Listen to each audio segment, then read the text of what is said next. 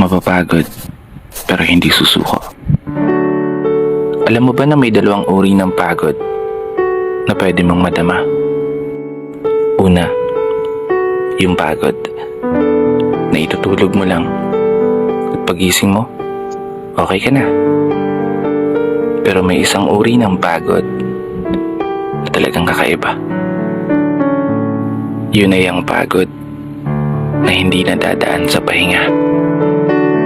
Isang pagod na magpapahiwatig kung gaano kabigat ang mga problema mong daladala.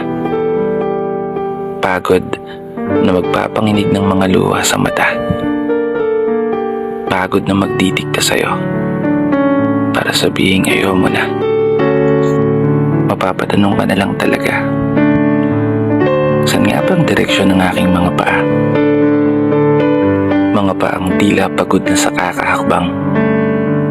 Mga paang ngimay na sa kada tapak sa baitang ng hagdan. Isang hagdan na magdadala sa akin patungo sa isang palapag na pinapangarap ko. Mapapagod, pero hindi susuko. Magpapahinga, pero hindi hihinto. Para sa pamilya at para sa pangarap, palaging pipiliin na magpatuloy.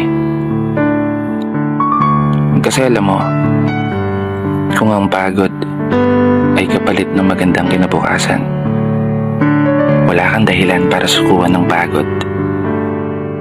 Wala kang dahilan para hindi ka bumangon.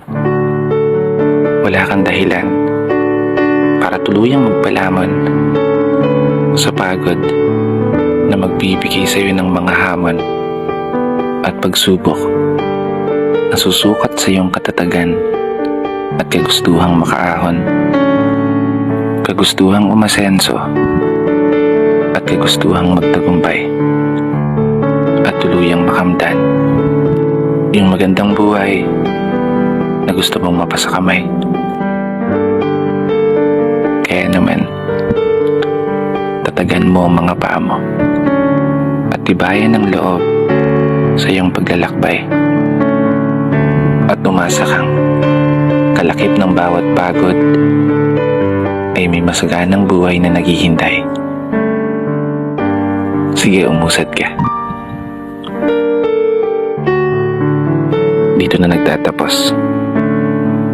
Kaya isang pagpupugay para sa lahat ng mga tao na patuloy sumasabay sa hamon ng buhay.